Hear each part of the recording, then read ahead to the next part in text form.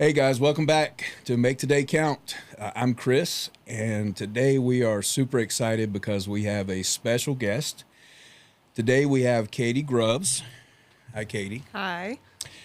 So we've been looking forward to having guests, and one of the things was kind of coming up with a criteria because, a lot of times podcasts they'll just have anybody and just to fill spots, and I really didn't want to do that. I really wanted to kind of watch and kind of feel people out and see, especially since we're doing a leadership podcast, to kind of pick people that I saw as that were just natural leaders that had kind of what I call the X factor.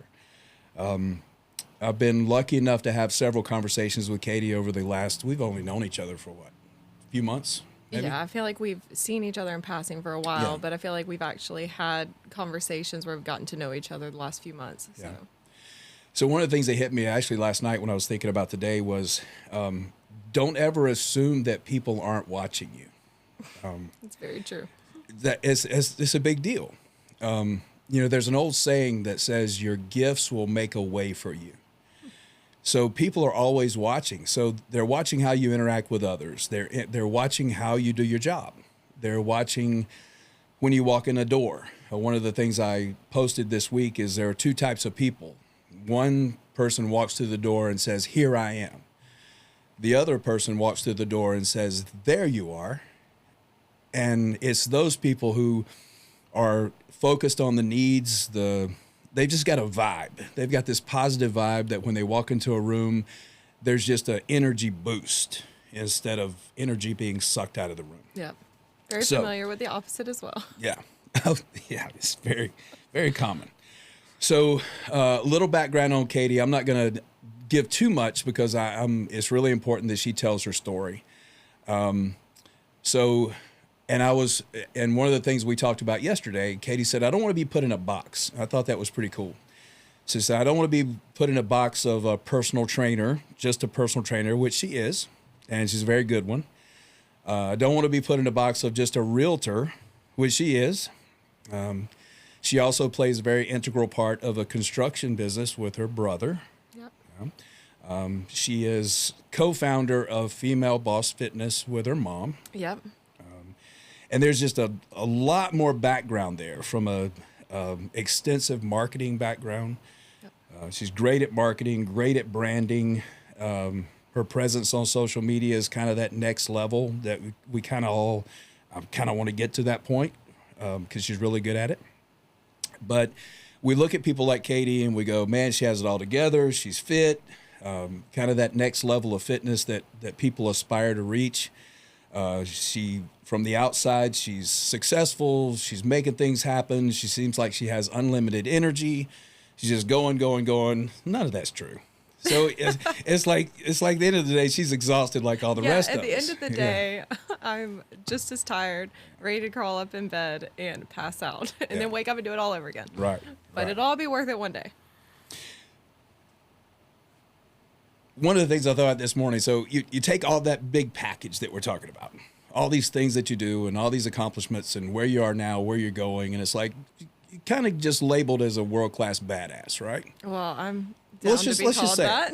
Yeah, sometimes I definitely don't feel like a badass, but that's my goal in life is to be a badass. There you go. In everything I do. There you go. That's what I want people to think of me as. Yeah. So one of the things I thought about was every badass comes with a story. Yeah, unfortunately, it's true. But every badass has gone through storms, as every badass has come through the fire. Yep. Every badass has fallen and gotten back up multiple times. Yep, still falling. You keep falling. Just because you're a badass and labeled as that now, that doesn't mean you stop falling either. Yeah. We talked about this yesterday. We talked about that old saying of sometimes you win, sometimes you lose, and I don't like saying that. It's like sometimes you win, sometimes you learn. Yep. So I know you've been looking forward to this, but I'm going to ask you a question, then I'm going to let you kind of run with it and give you the floor and let you kind of tell us how you got here. But let's rewind. I think based on our conversations, rewinding 3 years. So 3 years ago, you weren't the fit SC realtor No, or that the you are now. badass that Or I the am badass. now. I mean, you probably had qualities that were badass, I but did. but just not to this level. No, right? no. So, what got you here? What motivated you then to start this next level journey? What motivates you now? Yeah. So, first of all, it's always interesting to hear people describe you, especially how they see you, and a badass and, fit and just energized and a go getter. It's always interesting to see people and how they think and observe you because you don't often observe yourself as those things. So, although I come across as all of those things, at night I still go to bed wondering if I gave it enough every single day. And so that's something that's really interesting hearing other people's perception of you because you often do not perceive yourself the same. And that's something every single one of us are struggling with, even the most successful. So that is a cool thing just to hear you kind of, I appreciate the observation. I appreciate you, you know, hyping me up like that because that's what that was. That was a hype intro. That made me feel good. That was pretty good. Yep. So, but going back to 3 years ago, definitely was not in the same position that I am now. Honestly, going back even a little bit longer than that, I have been, I'd always been a go-getter. I came from a blue-collar family. We've always worked very hard to where we've been. We've, have worked until the sun went down, got up the, crack of dawn and ended up working more. So, we played sports growing up. We were at the ball fields, out on the golf course for many, many hours growing up. That was before I even knew what weight training was. So I had to work hard, Before I, could walk, I feel like we were focusing on sports and the determination and the dedication that took. So that kind of is what instilled the whole working hard into me. But it was not until like later on in life that I ended up finding my love for fitness. But about, 4 years ago, I was graduating college. It's been a little bit over that now, so probably about 6 years ago now, because I'm 20, almost 28, so late 30s or late 20s now, so yeah. But anyway, so I was in a very serious relationship, so serious, we got married, so obviously it was serious. So we definitely put a ring on it. We had our entire future planned. We were really excited for our future, excited to see what was to come. But it was definitely a type of relationship where I don't have any regrets and I don't have any, wishes that things would have turned out differently. But it was a marriage where I completely lost myself in and I completely forgot my own goals and aspirations in order to fulfill the needs of another person. So it was toxic in its own way. It was one of those relationships where it's toxic because you're letting another person control your happiness. And that was 100% what I was doing. And I did not realize that until it all came, crashing down and I completely, lost it all. And so going into detail on that, so it was after we graduated college, we had gotten married and we decided to, push him into the military to, have him follow his dreams and have him figure out what his goals and aspirations were in this life. And so I pushed him to do that, supported him throughout the entire thing, wrote hundreds and hundreds of letters while he was gone. And, something happened and I still don't know what happened. That sounds weird to say out loud. And I've voiced that to a lot of people, but I don't know what happened. But one day he just completely changed and I still don't know what caused that change. But, we went from confiding absolutely everything in each other, talking every single day, nonstop. And we had never had a problem in our relationship, at least not from what I could tell. It was definitely you're so in love, that butterfly feeling, the feeling you never want to end. And the feeling I feel like that people obsess over and go after was the feeling that we had in our relationship. And so one day when it completely stopped, it was just, I just didn't see it coming. Nobody saw it coming. My family didn't, no one did. We treated this guy like he was a son, he was a husband, he was a best friend.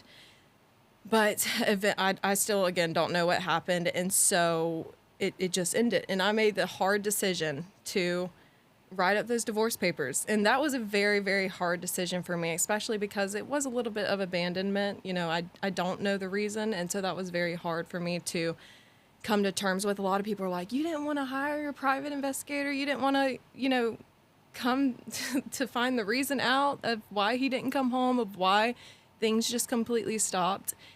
And I'm like, no, I don't. And that says a lot about me as well, is I'm one of those people where if I feel like something's going to cause me, some negative energy and negative emotion, even back then, I was smart enough to say, all right, I just need to completely separate myself from that situation and move forward. And so even then, when, I was in shambles, I made that decision to not hire anyone and to just go ahead and file those divorce papers. And so that was the hardest thing I've ever done in my entire life. Like, nobody ever gets married expecting to get divorced. I mean, I think that's a big thing I want to put out there, is everyone who's going through a divorce, no one gets married thinking, oh, well, if it doesn't work out, I'm going to get a divorce. No, you're getting married and you're giving your entire life to someone, and you're promising your love, through sickness and in health. And so if somebody asked me, did you see this coming? No, I did not see that coming, especially not in your early 20s. When this happened to me, I felt like I was wearing I had an A on my chest, a scarlet, letter. I felt like I had been like ostracized, and that the community and the public, everyone around me, was going to completely like disown me. And that definitely shows where we come from, Bible Belt, right. The South. And so that was kind of a big thing that I had to work through as well. But with doing some self-reflection and everything, I ended up realizing that this happened for a reason for me. Yes, I lost my best friend. It felt like a death had literally occurred to me, and essentially it did. Death can happen in many of ways. It could be the loss of an actual life, but it can also be a loss of one's life out of your own. And so that was exactly what happened, where it feels like, a piece of you is ripped away when someone that's a part of your entire life and well-being is just randomly gone. And so I definitely had to pick myself off of the floor and kind of self-reflect and observe, what did that make me? Who did that make me? But for a while, it wasn't that easy. Like, I know we discussed it yesterday, but, when this happened, and it's really hard to say out loud because I do try to have this badass image about me that I can get through anything, but that was the hardest time of my entire life. I went into a shell. I mean, I straight up packed up everything. We were living in Greenville at the time. I straight up packed up everything and moved to Charlotte. I didn't even tell people what I was doing. I was just like, I got to get out of here. I got to get out of, our home, where our friends were, where just we had this entire life together, and I just packed up and moved to Charlotte. And it probably wasn't the smartest decision, in the sense where I should have probably went home and been with family and friends and had the support of everyone around me. But again, I kind of didn't want to deal with the negativeness around me. That's a blessing and a curse. And so I decided to pick it all up and leave. But I was definitely kind of running from my problems. I was definitely 100% running from my problems. And I partied, I drank, I did everything I could in Charlotte to absolutely numb how I was feeling, because that's how I felt. I felt completely numb. And so I was constantly chasing a high when I was there. I mean, I had days where it was so low, where I remember thinking what's the point in life? I was definitely, and looking back now, it's just how can you let one person control that every single emotion that you have? Because that's what I was doing, is I was letting this one person completely control every single ounce of me. Even after he had already been gone, I was still letting him control my behaviors and my responses to my entire environment. So I definitely struggled while I was in Charlotte, and I had some things happen while I was in Charlotte. I won't go into detail, but, they were definitely some epiphany moments. I mean, one of them, but it kind of brought some realization to my eyes when I got in a car and I had been drinking, heavily drinking, and I ended up getting to point A to point B without remembering. And I just remember thinking, my parents would kill me. And not only that, I could have killed somebody. And that was kind of an epiphany moment for me. And a lot of people out there, y'all know me. Y'all know I used to enjoy going out. I used to enjoy, having fun with friends and family and going out and drinking and just kind of letting loose. I don't do that anymore because I put myself in that situation, and it made me really take a step back, where I was like, this is not who I want to be as a person anymore. And that was kind of the epiphany moment that kind of turned everything around, is in Charlotte when I did that, and I realized how my actions, because of someone else, so the actions that someone else was causing me to have, it was now me that was doing these things. And whenever I realized hey, this is your life, you're the one that did this, you need to kind of take back control. That's kind of when everything changed. So, So it's an interesting observation. There's a few different stages of this. yeah, there was a lot. There was a lot to unpack in that So- little short story, but Well, it's really interesting because it is funny that I don't know if you've ever seen the movie. It was one of the Medea movies, and she gives it was the greatest speech ever. It was one of her grandson or granddaughter, and they were going through a breakup, and she gives this speech about if they don't want to be in your life, let them go.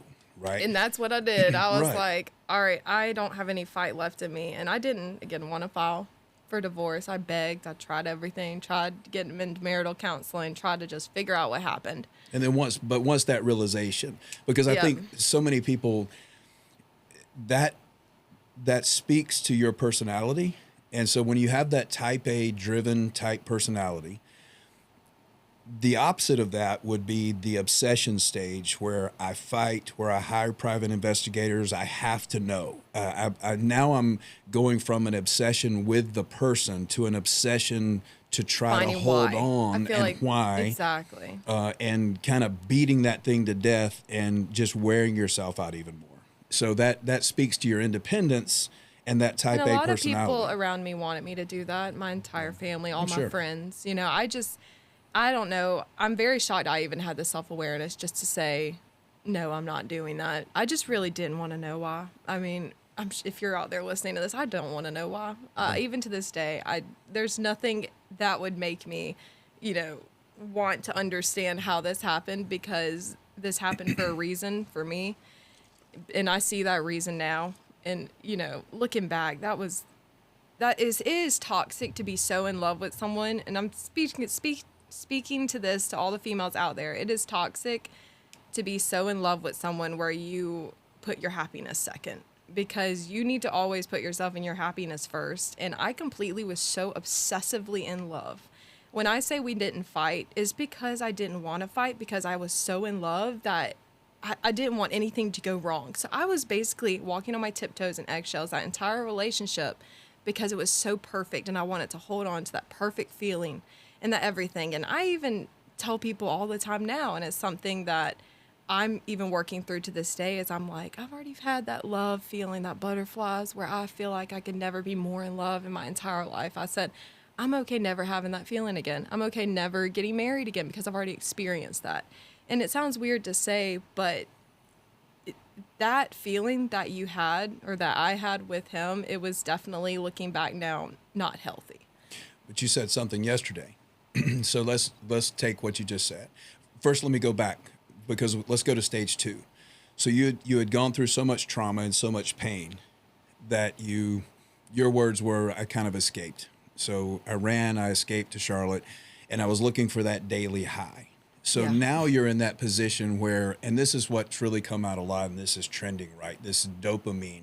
Yeah, I was This definitely on a dopamine rush. I'm looking for anything that's going to give me that dopamine rush, just to kill the pain, whatever I have to do, until one day there's this rude awakening where it's like, okay, things have to shift.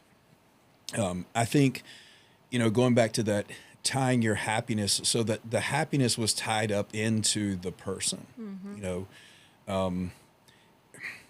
I had another thought and I kind of lost it.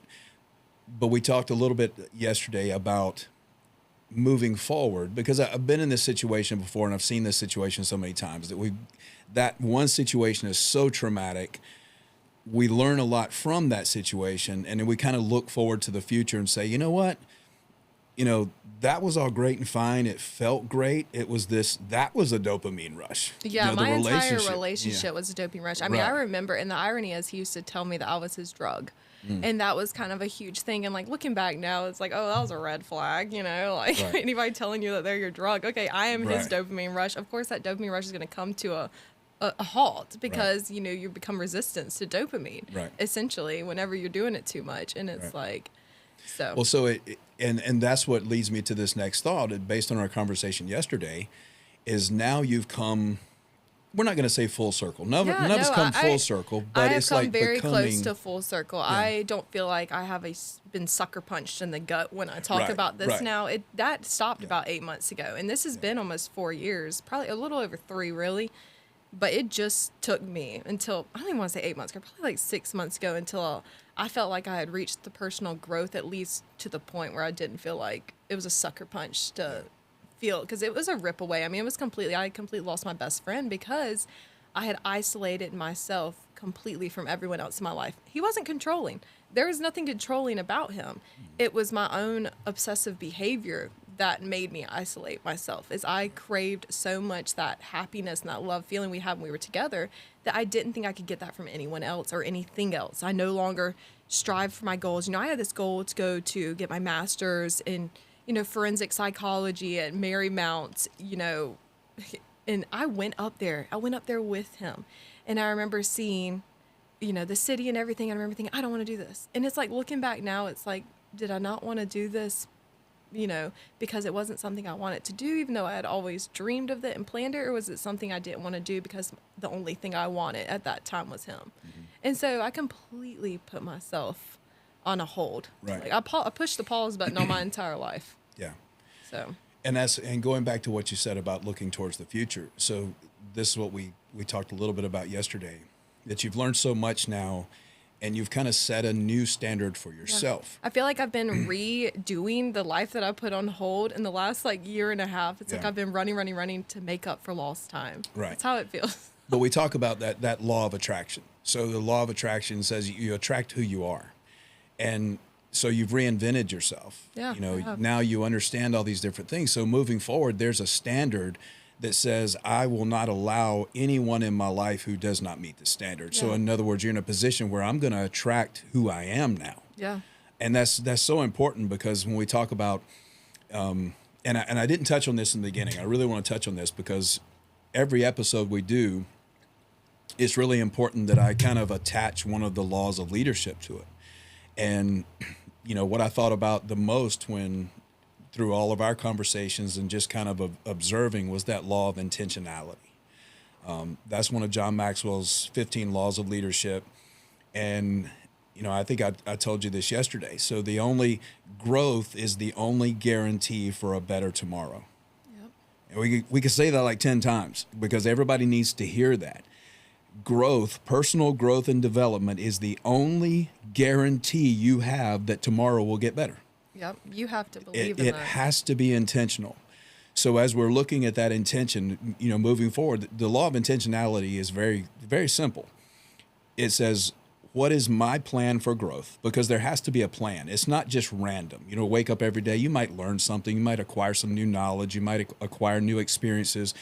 But if you have a plan for personal growth, for yourself, and then also, what's your plan to help develop others? Yeah. That was one of the things that stuck out to you, because your life's not just about developing yourself. Because of the career paths you've chosen, you add value and help develop others as well.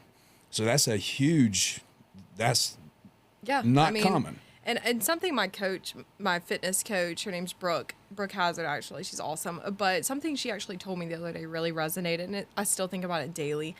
I sent her a check-in. I was like, girl, I have had no motivation lately. I was like, I don't have the motivation to go to the gym. I don't have the motivation to get my workouts done, because I'm just going. She said something back very powerful. She was like, sometimes motivation isn't everything. She was like, motivation isn't what gets us there. She's like, I don't have motivation a lot. However, that end goal, that's what matters. And so I think your whole thing about intentionality is that's very big. There's something separate about being intentional versus motivated. I'm not motivated every day, but I am intentional, because I know that if I just do A, B, and C, it will get me, to D, or to Z. It'll end up getting me to that end point if I just keep doing, if I just keep going. And the motivation will come. It will end up coming back. It's just, at first, you just got to go. Like these people on their weight loss journeys that I work with and you work with, it's like, no, you're not going to be motivated to eat healthy every day. And yes, you're going to want a whole packet of fries. Like, dude, I want that all the time. Like, I would love to stuff my face with fries. It's just I have an end goal.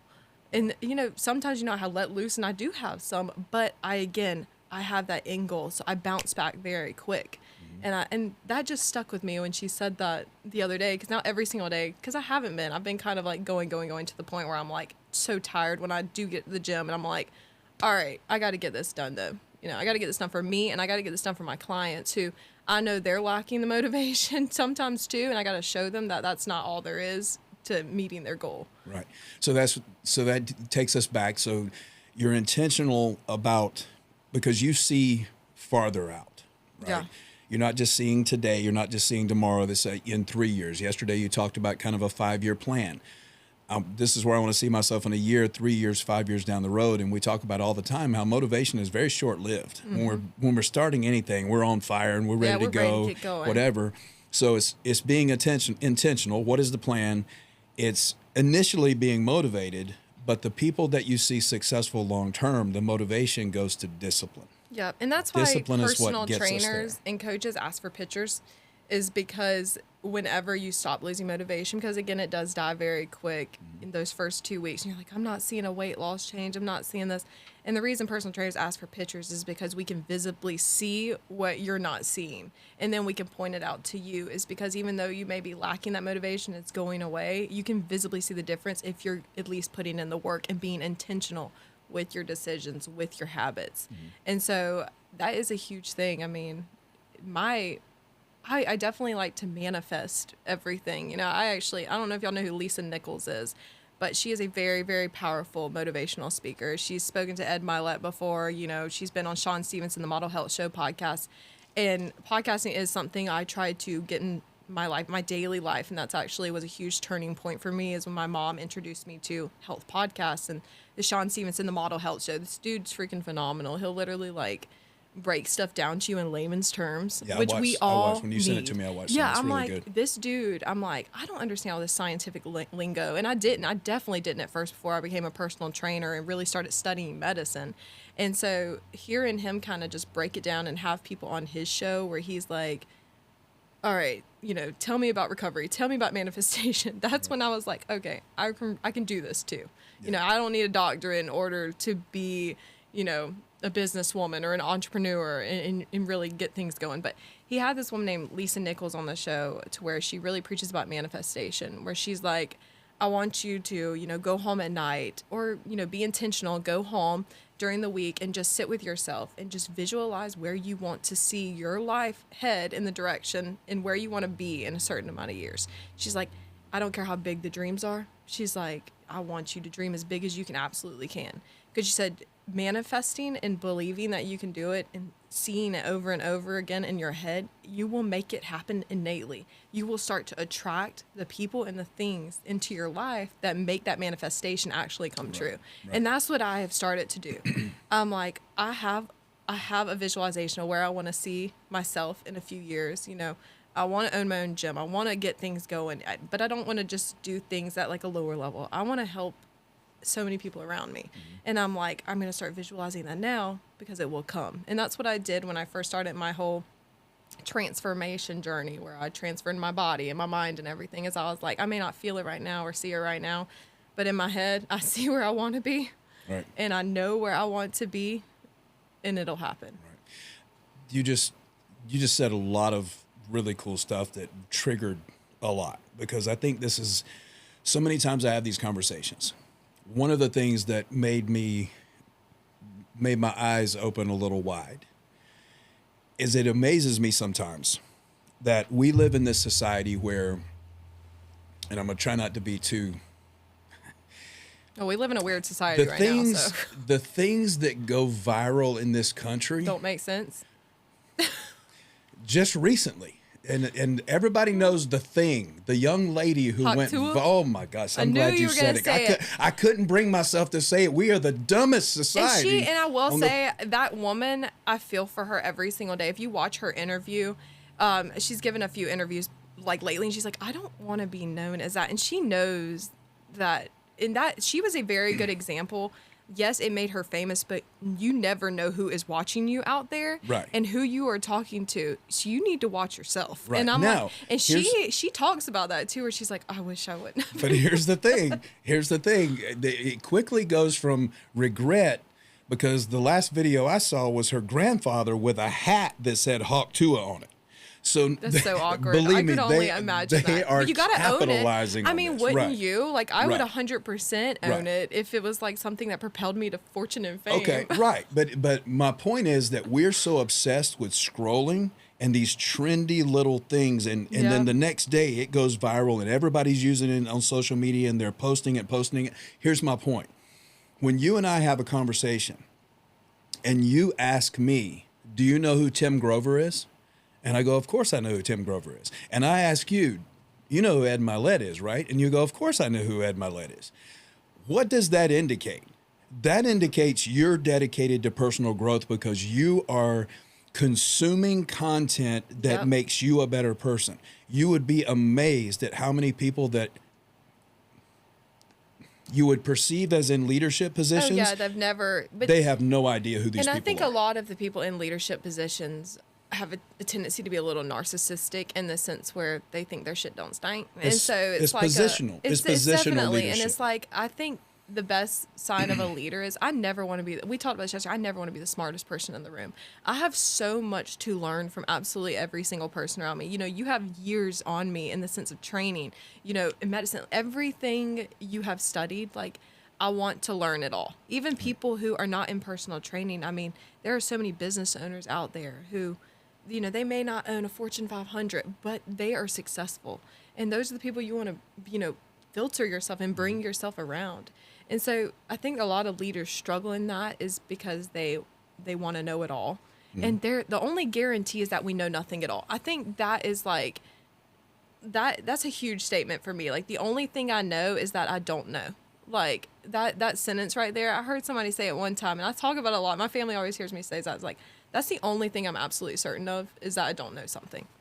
Like you're never certain you know something at all because there's always a little piece of it that you just have never heard of or you just need to learn more about. Right. So here's the message to anybody who's watching right now that thinks that wisdom automatically comes with age. It does not. Therein lies the whole epidemic of the 50-year-old little boys that Or the and we're- 30-year-olds, like I was married to. I'm telling you. So, and this is what led us here. There are a few factors that led us here. One of the things is I approached you one day, and I was nervous about approaching you because Which I is was so like, funny because I'm the most like chill person in the world. Because you know what I approached you with. It's like I saw something, and can we discuss it? Yeah. It was just a specific exercise.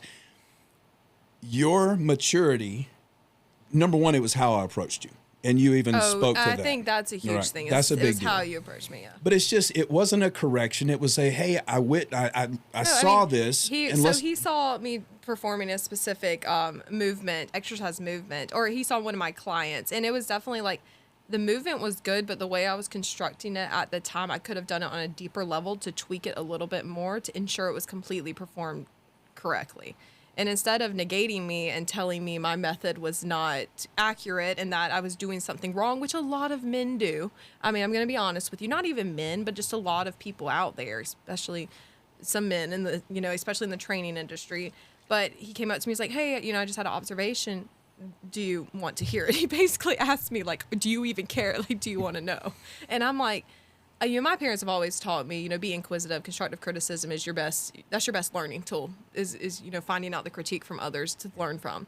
And so he talked to me about it. And I was like, oh shit, you're right. Like, yeah, I did. I needed to point that out a little bit more. And because of that, I learned, you know, okay, this is an extra tool on my tool belt to then, you know, use for my clients and myself. So Now let's reverse that. So this natural, sometimes we talked about positional leadership. In other words, I have a title, therefore I'm a leader. That's positional leadership. Doesn't necessarily mean you're an effective leader, right? So this assumption, and going back to what you said about you never want to be the smartest person in the room. And I kind of live by this mantra that says, I don't care whether it's my 13-year-old son. I can learn something from my 13-year-old son every day if I pay used to attention. tell me that growing up. Yeah, kids are amazing. They just say the weirdest things, but if you pay attention, you're like, I never thought about it that way. But it doesn't matter your age. So as we're having these conversations periodically in the gym, it was the other day that you said something, and I'm going to let you talk about that. because it shifted my mindset on something that I had taken a hard stance on for a long time. Yeah. And then yesterday, just something not as profound, because that one was profound. To me, it was. But yesterday was just listening to you talk about female hormones.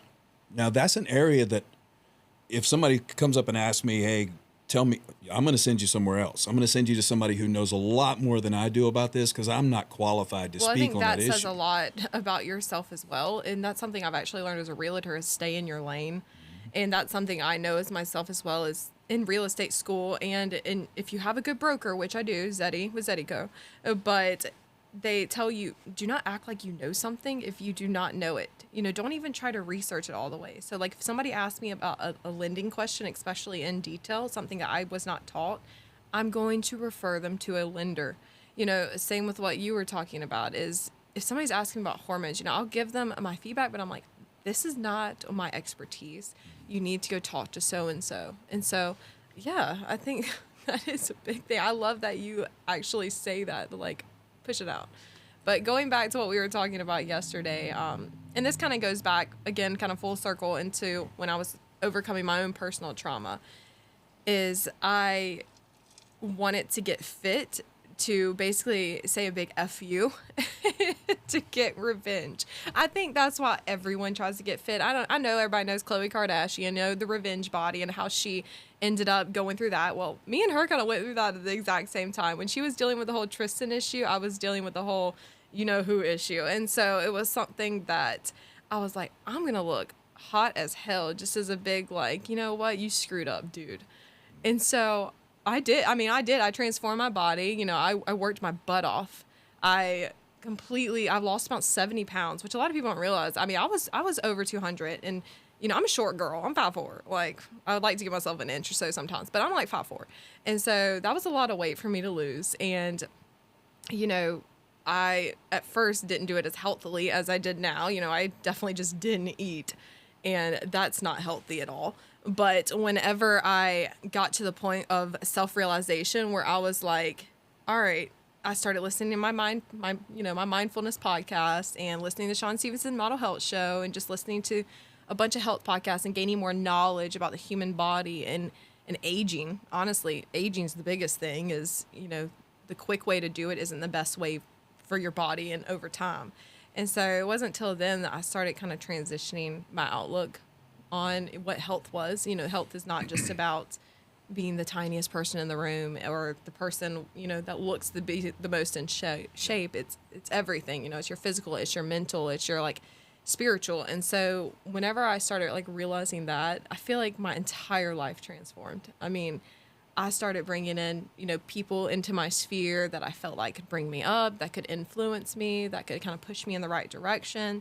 I started being healthier myself. Honestly, when I realized that, I got in even better shape, because then I was fueling my body with, good advice and good mentorship, but also good food, good supplementation, going to sleep at night for once, not surrounding myself in any, negative situations or drama. That was a big component as well. So, but I labeled one of my packages on my website as the revenge body package. And, the irony of that, like, whatever. But it is true. I told you I cringed when I saw it the first time, but like I said, I've come full circle. I have a different view. Everyone gets healthy for a reason. Yeah. Whether people want to disclose that reason, sure. But there's a lot of different types of revenge out there. And being healthy, if that's your revenge, that's probably the healthiest revenge out there. So I'd rather you do that. Whatever it takes to get started, right? Yeah, whatever it takes. I'd rather you be, getting revenge and being healthy for yourself, because eventually it will hopefully turn into being more than just revenge.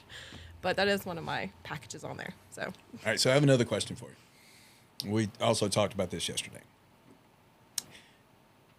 A definition of a friend. Let's keep it simple. So a friend is somebody that you can come to when you're at your worst and will listen and suffer with you without, well, I went through that too.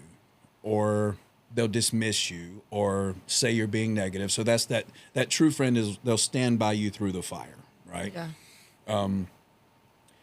The second thing, and there's more to this, but I'm just going to keep it at two. The second thing are the people that will celebrate your success. They'll watch you grow. They won't become jealous, envious. They won't try to bring you down. They won't try to keep pulling you back down to where they are. They will encourage you, celebrate you, empower you, whatever. So with that said, I know this has been longer than 3 years, but let's just keep it in that 3-year window.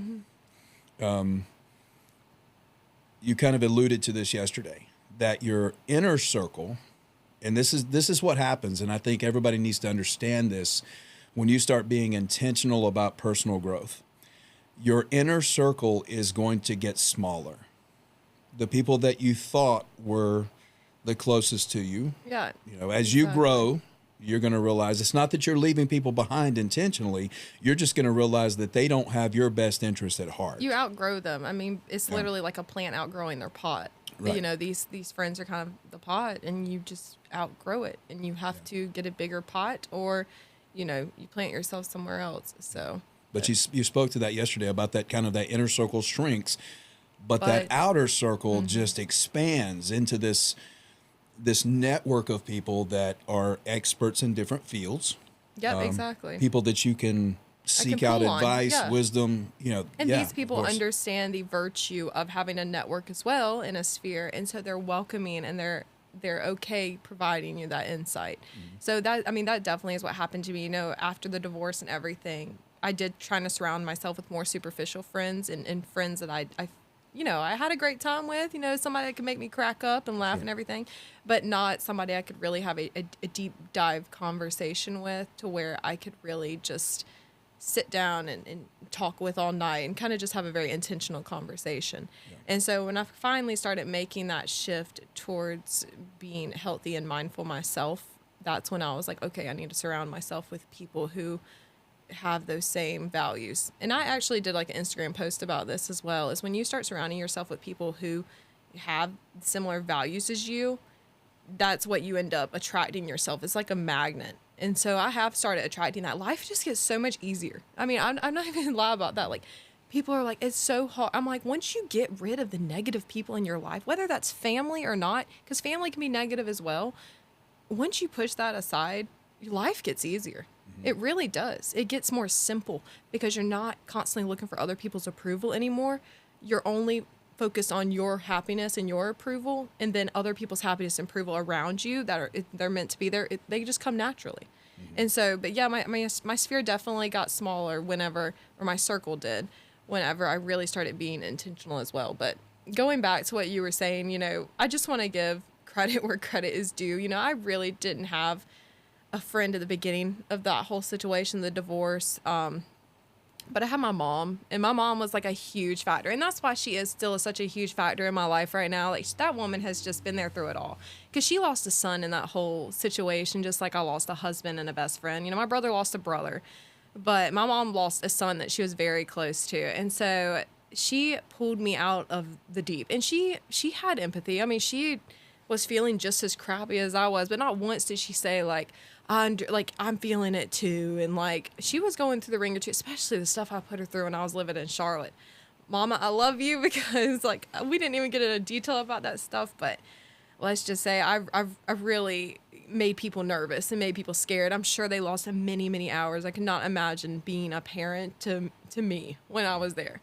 So, she definitely pulled me out of the wreckage. Like, she's the one that got me going. She's the one that was like, you need to focus on your health. Like, I miss your glow. Like, I didn't have a glow anymore. Like, she's kind of the one that kind of brought the realization and dawned it on me that I needed to be a better person for not only myself, but for my family and for her. Because you can tell she's your biggest cheerleader. Yeah, she's my biggest cheerleader, but she's also like my best friend. Like, she is definitely the only person that I want to call after every single event in my life just to talk to. Like, she's that person. But it was her that kind of made me realize that my energy definitely was, you can feel it. Like, some guy in the gym told me the other day, like, why aren't you smiling? And we talked about this. You can have the face. Yeah, I have a face. Yeah. If I'm tired, I have a face. And if I'm like pissed off, I have a face. And like, he was like, don't forget, your smile is your best accessory. He said something like cliche like that. And I was like, And at first I was like, God, you shut up. I'm thinking like, nobody asked you. Like, I'm feeling like this. Like, let me feel like this. A lot of them deserve it, though. Yes, but the comments are ridiculous. at the same time, I remember after he said that, I was like, yeah, I freaking agree. I don't care how tired I am. If I am affecting another person and I know I have that energy that people can feel, I need to suck it up and I need to do better. And that was like a huge, like, this happened like 2 weeks ago and I'm still thinking about it daily. But, you know, that's true, is my energy is absorbable to people around me. And when my mom broke that to me, and same when that guy gave me that reminder the other day, that's true. I mean, that's why I kind of like keep changing myself and I keep trying to make myself a better person, is because if people can feel my energy, if I'm anything but enthusiastic or happy, you know, I'm kind of doing a disservice to others and making them feel like crap for no reason. You know, there's two sides of that coin, you know, because people might disagree with what we're saying. They might say, no, I deserve to be real. I deserve to feel the way I feel. But here's my take, and I think we agree on this. It is not anybody else's responsibility in this world to have to share in my crap. Yep. In other words, everybody has their own crap. So that's what your inner circle is for. You know, so if I'm in a bad headspace, chances are I've got somebody I can talk to about it. Or go scream it out in the car. Yeah, do whatever it takes. But to walk into a room and literally suck the energy out of that room and say, I could care less. That's kind of a standard, and that takes practice. And that pushes people away as well. Yeah, is when you do see people who have that energy, I mean, nobody wants to be around them. But that some might argue and say, no, you're trying to be perfect. That's not what we're saying. Well, in a sense, you know, it's definitely an attempt holding yourself to a higher hold standard. it to a higher standard, and that's definitely something that I struggle with. You know, like people at job interviews would always ask me, what's your weakness? And it took me a long while to figure out that, because, you know, you try to think, well, I don't really have any. I'm a hard-ass worker. But then it's like, no, my weakness is delegation. Like, I want to be so perfect in myself that I don't want to delegate to others, because I think that they cannot do what I can in that sense. And it's like, get over yourself, dude. Like, that's what, like, people make mistakes. People do things in their own way. And when I finally told myself, like, cut the crap, like, stop thinking that your shit doesn't stink. And that's kind of how it was in my entire life until that divorce happened, is I felt like, you know, me and my family, you know, especially me, I kind of held myself on a pedestal for a while. And it sounds kind of like self-absorbed, and in a way it was. But when that divorce happened, it knocked me down a few steps, where I'm like, no, Kaytie, you're not perfect. You know, shit happened to you just like it happens to every single other human out there. You know, it doesn't matter how pretty you are or how hard of a worker you are. In the end, you're just as human, and things can happen to you that happen to everybody out there. Yeah. And so I think that was a huge wake-up call for me when I was like, oh, I guess I am human. Like, so I do hold myself to the higher standard, but like you said, is I think everyone needs to do that personally. I think everyone needs to kind of like hold their standards a little bit higher. I think the world would be a better place right now if they did. So if you actually cared about what you were saying and how it affected others, not just like, well, I can speak my mind, freedom of speech. It's not always about freedom of speech. There's a lot of things I don't say out loud that I would love to say out loud, but I know it will affect somebody negatively, so I'll hold it in. Right. Like, that's not that complicated, but they have a very hard time understanding that. And typically those are the people that you find that aren't, and look, we got to circle back to this, because the people that you see all day long, they're, whether you want to call it gossiping, whether they want to talk about just discussing current events, they want to sit around and talk about politics, they want to bitch, moan, complain, gripe, whatever. I don't have time for that. No, typically they are not people who are dedicated to personal growth and development. They're not intentional about living.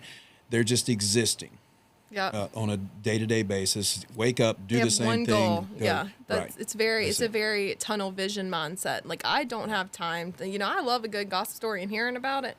Like, don't get me wrong, everybody does, but I don't have time to call up your mom, your friends, everybody else to discuss it. Like, I just don't have time for that kind of stuff. And I think it's about, what do you have time for in your life? Yeah. Like, I don't have time for that in my life, because I have time to grow and to better myself and to surround myself with people who don't really talk. Like, nobody in my life right now gossips. You know, pretty much all of my friends right now they're investors, they're realtors themselves. They're too busy and driven. They're too busy. I don't see a lot of my friends anymore, and my friends don't see a lot of me anymore, because we are doing so much for our own personal growth in life. Like, I know they have my back if I need them. They know I have theirs. They call me with questions, I call them. But at the end of the day, you know, we'll go weeks and weeks without seeing each other, because I have goals. You know, I have my meals I have prepped. I want to eat in my fridge. I don't have time to go out to eat all the time as much as I would love to. You know, I have a gym routine. I have the real estate, the construction, the personal training. Like I have so many things, you know, in my daily schedule that we all understand that now. And I'm surrounding myself with friends who don't get butthurt if I don't, you know, have time to call them every day or have time to go see them every week. Right. And those are the people I've now surrounded myself with. So the transitions are great. This is perfect because what you just said, because I already had something I was going to ask you, and then you just transitioned right into it. So one of the things, and I never heard this term before, but when I had asked you to come on the podcast and I was texting you and talking about times, availability, those kinds of things, you used the term, I'm getting a lot of winks. So either it was so I understood. Say that, I hear that a lot. Well, I say that a good bit. I've been having a lot of winks lately, right, from God, or, you know, if you're not spiritual, whatever you want to call it. But I've been getting a lot of like winks, like, hey, you need to kind of like talk about this. You need to kind of get out there, you know, especially about the divorce and everything. I don't talk about that. You know, I deleted my entire life off social media, which was probably not something like me in this phase that I am right now as a stronger woman. I probably wouldn't do that just because, you know, it made you who you were, all that stuff. But I definitely did. I ran completely from my past, deleted every old picture of me. You can't even really find an old picture of me unless you go on people's pages. I try to post them now as like a, you know, here's, you know, how my life used to look. But, you know, I've been having a lot of winks lately to talk about my past and to kind of talk about like how did you get here? You know, how did you become a motivated individual when, you know, you literally had no motivation at all? And, you know, a lot of it, which it sounds kind of weird, but like, and I was talking to my brother about this the other day, but my brother is one of those people where he's like, I don't care if I know how to do it or not, I'm just going to do it. He's a dreamer, but he'll just put it in action. Like whenever he graduated college, he was like, I'm going to open up a construction business. I don't care if it's successful or not. I'm going to figure it out as I go. I'm the type of person where it's like, I want to logistically plan every single thing to a T before I get it going. So we work very well in business in the sense where I'm more logistical. He's more like, screw it, I'll figure it out type person. We kind of like mellow each other out at times. But because of him, he's kind of the reason that I kind of like jumped into a lot of my business ventures, because I do get nervous. You know, I'm one of those people where I have to like force myself, all right, count to 10 and jump. Like I'm one of those people, especially like even in the water, like I'll be like, all right, let me count to 10 and then jump off the boat. Well, that's interesting because one of the things, this is the John Maxwell team, kind of their biggest, you hear this quote more than anything. The quote is jump and learn on the way down. Yep. Okay, so you're a little bit the opposite of that. I'm not going to jump until I at least know there's some kind of safety net, right? Yeah, well, I'm not as much now, but that's how I definitely was. But that's the interesting thing about this podcast, because we jumped. But it's you jump and learn on the way down, but you also sometimes the stars just line up, but sometimes you're intentional about the people around you, the team. So, you know, you have my wife, Eileen, you have Manny, you know, they have that technical skill, they have that organizational skill, they have the online skill, all of those things that provided me a safety net. So the learning on the way down was me doing this part, being able to talk into a camera, knowing that, you know, the more you talk, the more chances there are you're going to say something stupid at some point. I think that all the time. I'm like, well, I hope I don't say anything stupid. But then again, you can edit it, right? It's inevitable. You run your mouth, you're going to say something stupid. But let's go back to this. So when you reach the point where you are now, you're going to be in demand. You're going to have people reaching out to you all the time. One of the things we didn't talk about is you're a fitness model. Yep. With 3 Nails clothing. Yep. Apparel. That was the hardest thing I've ever done, and I still do it. And every single time I'm on the way up to Greenville, I still think I look bad. Like that's one of those things I have to like force myself. Like, Kaytie, you've worked your butt off for this. You're a hardworking person. You look great. Like I still think those I have terrible imposter syndrome. Like I still work through that on the daily. As I have to force myself to realize you've worked your butt off. You look great. You look good. Like, but I'm still in my mind. I still think I'm this 23-year-old that's obese, that's struggling with her weight gain, married to a man that I feel like looks better than me. Like that's still something I deal with to this day. And, I work through those things now. Even being successful, going to the, the fitness shoots, those are still super hard for me to do. But once you do them, I feel great. But you have to be kind of selective. Yeah. Right? And that's one of the things I think reaching out to you, asking you to do the podcast. It's like, because people, I want you to do this. I want you to collab and do this. You have to be a little selective. With my time, especially. Yeah. And that was a hard thing, even preparing for this, is when I was like, no, again, I was getting all these winks, and it was kind of like you need to do this. You need to talk. It's been a while since I've had a really good intentional conversation as well, because I am so busy. I don't really make time to have these like thoughtful conversations anymore, because I'm going, trying to get each business to the next level, that I do have to kind of put aside time for personal development, because that's essentially what this is. It's personal development and growth, because I'm able to get all of my thoughts out on the matter, in front of people and in front of you. So I'm able to kind of voice my thoughts a little bit with you. Yeah. I have a feeling this is gonna resonate with a lot of people. So, last question. This is just kind of a loaded one. Okay. Hit me. What's next? So, we talked a little bit about, 5-year plan, but, short term, long term, kind of what are your... Yeah, so I mean, and we spoke about this a little bit yesterday about, what's next. And the reason I don't want to be labeled as anything in particular is because I want people to kind of look at me as their answer. I kind of want people, when they're struggling with their own businesses and their own development in life, or, in personal relationships or everything, I want them to be like, all right, like this is somebody who I feel like would be a great connection in person to, latch on to, that can kind of help me get out of a slump. That's so good. I kind of want to be that person that people go to, especially in the business side. I love business development. And I would never have learned that I loved business development if I was not turned down on my dream job out of college. I cried my freaking eyes out. I applied for a child advocacy position because I was really big into forensic psychology and advocacy, which at the time it's like everyone's a true crime obsession, and so I'm thinking I want to get into child advocacy because I did an internship previously at Dickerson Children's in Lexington, and I was like, this is what I want to do with my life, because I always knew I wanted to help people. It's just I was doing it in a different spectrum, so I was doing it more in a psychological spectrum. And so I applied for this job after going through weeks of their online or their in-person training course on being an advocate, like an actual advocate, suicide advocate. I think that's what it was called at the time. But I remember going in to the job interview and them telling me, I was so excited. I'm like, they're about to offer me this job. They're about to totally straight up give me my dream job. I mean, I was pumped. I felt great. That was another step you down on a pedestal. This was before the divorce.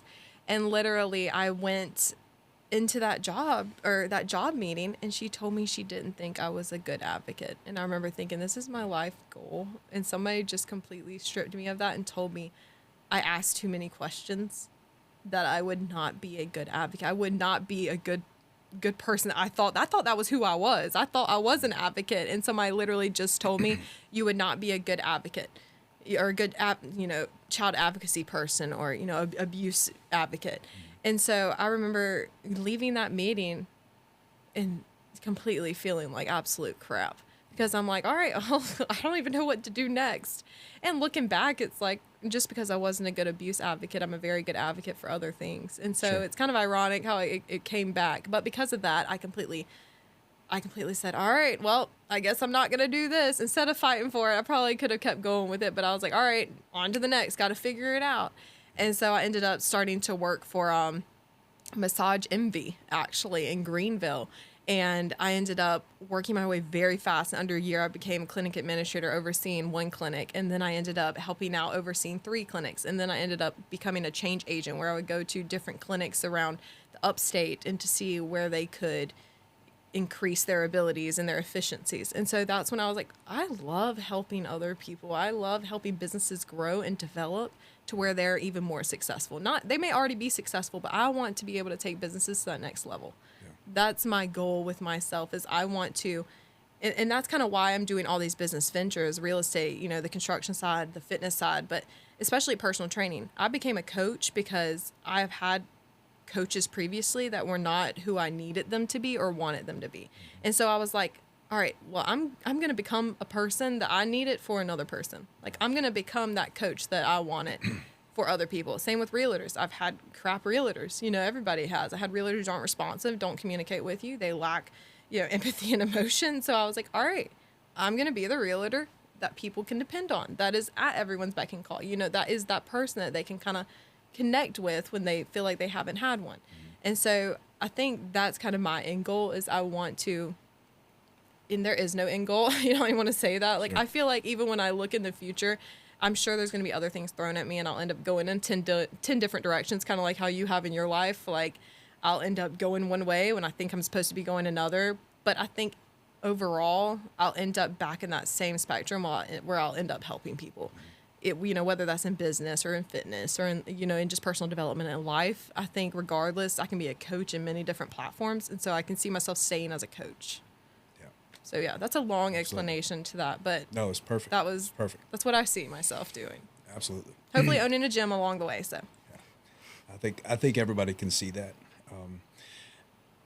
For everybody that's watching, I think I'm looking forward to going back and watching this because I think I'm pretty sure that Kaytie dropped a lot more bombs than I think she did. It's like I'm listening intentionally, but I'm also black out. I don't know. It's one of the things you do. You say, okay, listen. You don't listen to respond, just listen, so, but I've still got to think about, okay, you got to transition. I want to go back and watch because just a couple of things you just said, these are like bombs that if you'll listen to what she's saying, I'll go back to what we said in the beginning. It's like the only guarantee for a better tomorrow is growth today. It's being intentional about doing something. If you reach out to us, we can point you in the right direction. If you don't know who some of these people are, we can just send you a list of these people. That's how we learned is by listening to these people. Like a lot of the bombshells that I've dropped and Chris has dropped, it's been from bombshells we've heard other people drop. You listen by absorbing other people. That's how you end up reflecting that. Yeah, and I think we live in a different age now. If you go back 20 years ago, it was all about reading. So you had to pick up a book and read it. And now, we have...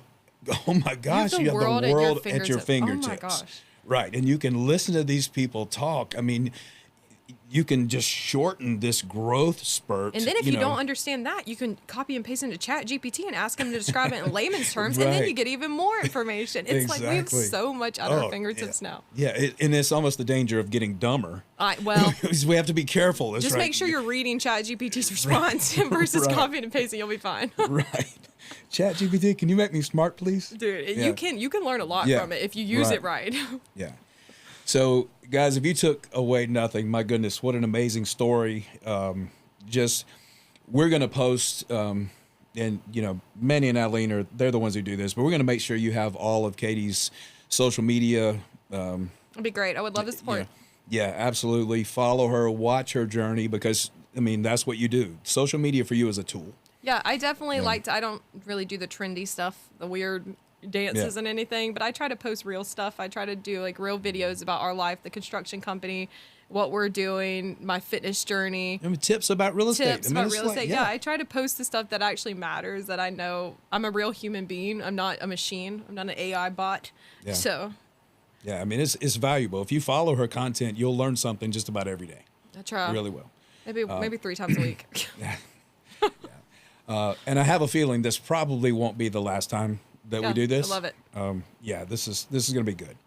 So as always, give us a like and a share, and smash the like button. They make me say that every time. I don't know. We might stop that. I don't know. No, Manny says no. I like keep saying that. But Kaytie, thank you so much. I appreciate you having me on here and letting me share my story with you, as well as diving into my life and my values. You don't get to talk about them enough. You have your own values you feel internally, but you don't get to get them external a lot. So I appreciate it. And again, it's if people watch this part of it, the Make Today Count, they know that a lot of times I'll refer things back to the Bible, despite your beliefs. But one of the verses in the Bible says you'll overcome by the words of your testimony. Yeah.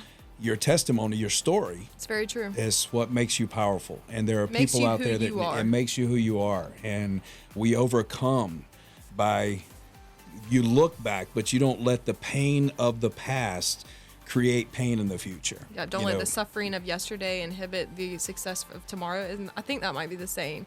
Yeah. But if not, that was a really good one. So yeah, there's about bookmark 10 that. ways. Yeah, absolutely. Yeah, But this is going to be good. I enjoyed it. So Absolutely. Thank you so much. Yeah. Guys, tune in, and we will see you next time. Yeah. Bye. Bye.